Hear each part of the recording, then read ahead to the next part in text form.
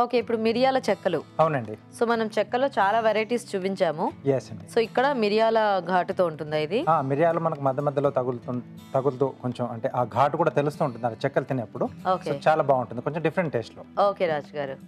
Okay, మరి మిరియాల చెక్కలకు కావాల్సిన పదార్థాలు ఏంటి ఇప్పుడు చూద్దాం.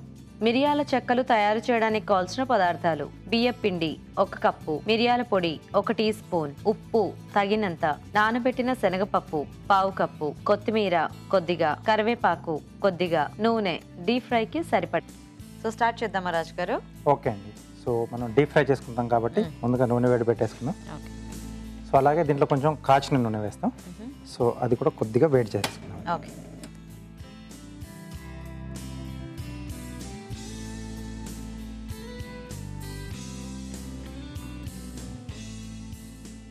సో ఇప్పుడు పిండి రెడీ చేసుకుందామండి. సో ఒక బౌల్లో బియ్య పిండి, ఓకే,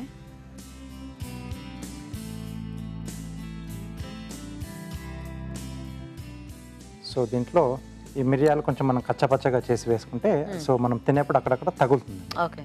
సో మరీ ఫైన్గా కాకుండా కొంచెం ఇలా కచ్చపచ్చగా ఉండాలి.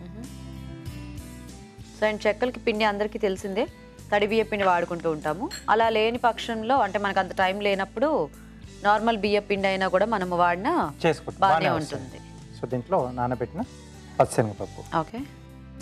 అండ్ మిరియాల చెక్కలు అనుకున్నాం కాబట్టి కొద్దిగా మిరియాల ఘాట్ అనేది మనకి ఎక్కువ తెలియాలి అంటే మరి ఫైన్గా పౌడర్ చేసేస్తే అందులో కలిసిపోతుంది కాబట్టి మనకు ఆ టేస్ట్ అంత తెలియదు. కాబట్టి కొద్దిగా కచ్చాపచ్చాగా చేసుకుంటే ముక్క పంట కింద పడ్డప్పుడు మనకి ఆ ఘాటు తెలుస్తుంది. సన్నగా తరిగిన కరివేపాకు. ఓకే. సో మామూలుగా మనం కొన్ని రకాల అప్పడాలు తింటూ ఉంటాం కదా. అవును. సో ఆ పెప్పర్ వాటిల్లో కనిపిస్తూ ఉంటుంది కదా.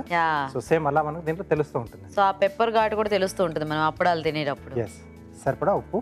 ఓకే. అండ్ నూనె కాచింది వేసుకుంటాం కదా, జస్ట్ కొద్దిగా వేడైతే చాలు, మనకేమీ ఎక్కువ వేడి అవ్వక్కర్లేదు అది. సో స్టవ్ ఆఫ్ చేసేసుకున్నాం. కొత్తిమీర. సో కాచిన నూనె అండి. ఓకే.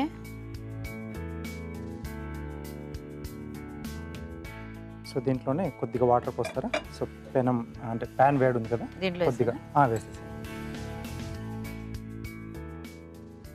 సో ఆయిల్ వేసిన తర్వాత ముందుకు మనం పిండికి మొత్తం పట్టే విధంగా ఫస్ట్ బాగా కలిపేసుకోవాలండి. ఓకే.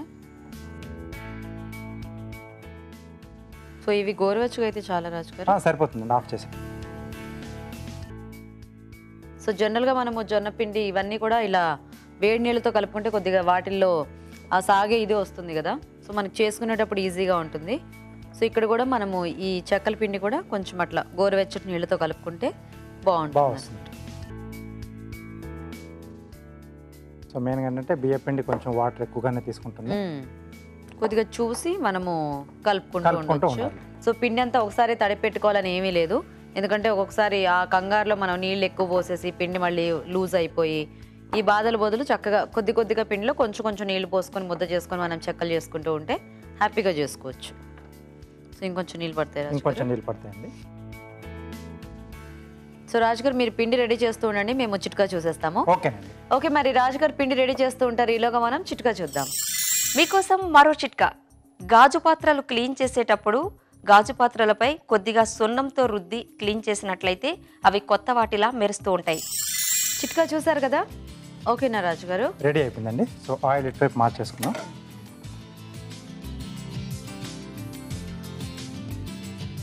సో ఇంకా ఇప్పుడు మనం చెక్కలు చేసేసుకోవటమే.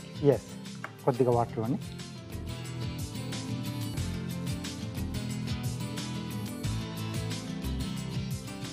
సో ఏదైనా కాటన్ క్లాత్ తీసుకుని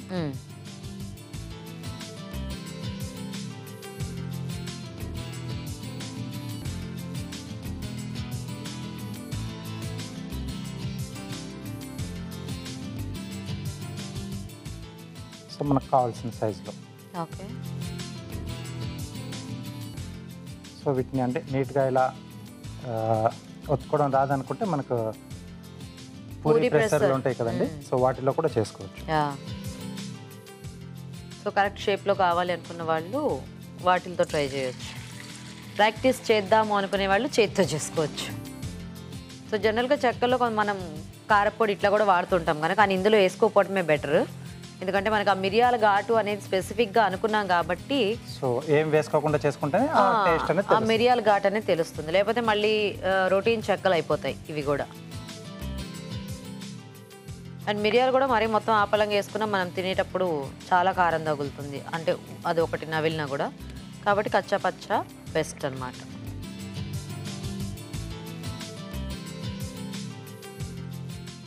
సో దీంట్లో కావాల్స్తే వేరుశనగ పలుకు కూడా వేసుకోవచ్చు, లేదా 2 రకాలు కూడా మనం, అంటే ఈ పచ్చిశనగపప్పు లేదా వేరుశనగ పప్పు 2 వేసుకోవచ్చు.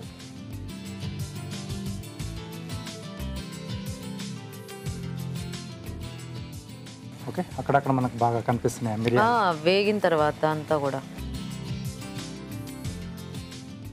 ఓకే, కొంచెం లైట్ బ్రౌన్, ఇంకొంచెం బ్రౌన్ కలర్ వస్తే మనం తీసేసుకోవచ్చు. ఓకే.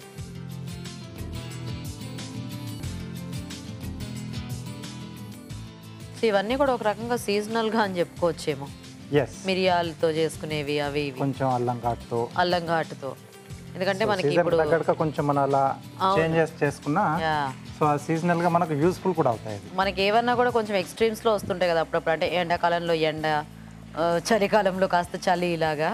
సో అలాంటప్పుడు కాస్త ఈవినింగ్ టైంలో ఇలాంటివి ఏమైనా తింటే కాస్త బాడీకి వేడి వస్తుంది కాబట్టి కొంచెం మనము బెటర్గా ఫీల్ అవ్వచ్చు.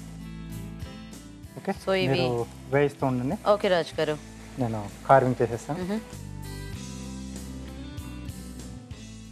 సో క్యారెట్తో చేస్తున్నానండి. ఏం చేస్తున్నారు? స్లైసెస్ మనం సేమ్ డిజైన్లో వచ్చే విధంగా ఓకే, ఒక బేస్ తయారు చేస్తాను, garnish. Plate garnish. So triangle షేప్లో చేస్తున్నాను. ఓకే.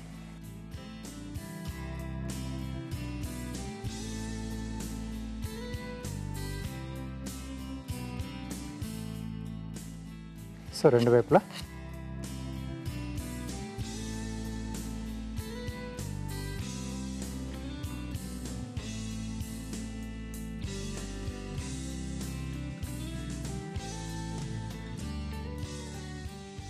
ఓకే. సో వీటి ఎడ్జెస్ ఏంటంటే కొంచెం జిగ్జాగ్గా వచ్చేట్టుగా కట్ చేస్తున్నా. ఓకే.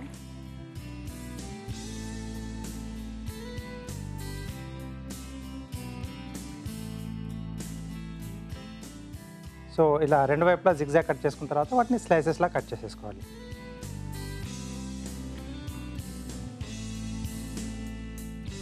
సో ఇవి తీసేద్దామా? ఓకే అండి. సో ఇక్కడ నేను స్లైసెస్ కూడా కట్ చేసేసాను. ఓకే. ఓకే, సో ఇలా వచ్చేస్తాయి మనకి. సో సేమ్ డిజైన్ వస్తుంది అన్నిటికీ కూడా ఈక్వల్గా అండ్ ఒకటే సైజు షేప్లో. ఎస్.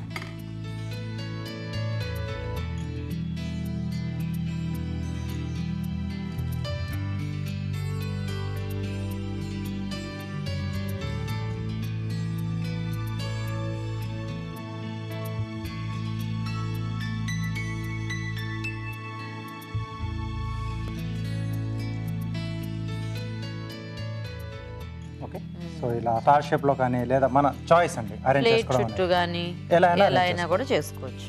మిరియాల చెక్కలు రెడీ అండి. టేస్ట్ చూసే ముందు తయారీ విధానం ఇంకోసారి చూద్దాం. మిరియాల చెక్కలు తయారు చేసే విధానం: ఒక బౌల్లో బియ్య పిండి, మిరియాల పొడి, నానబెట్టిన శనగపప్పు, తరిగిన కరివేపాకు, ఉప్పు, కొత్తిమీర, కొద్దిగా కాచిన నూనె వేసి తగినన్ని వేడినీళ్లు పోసి బాగా కలుపుకోవాలి. ఈ మిశ్రమాన్ని కొంచెం కొంచెం తీసుకుని చేత్తో చెక్కల్లా ఒత్తుకొని కాగే నూనెలో వేసి డీప్ ఫ్రై చేసుకోవాలి. అంతే, మిరియాల చెక్కలు రెడీ.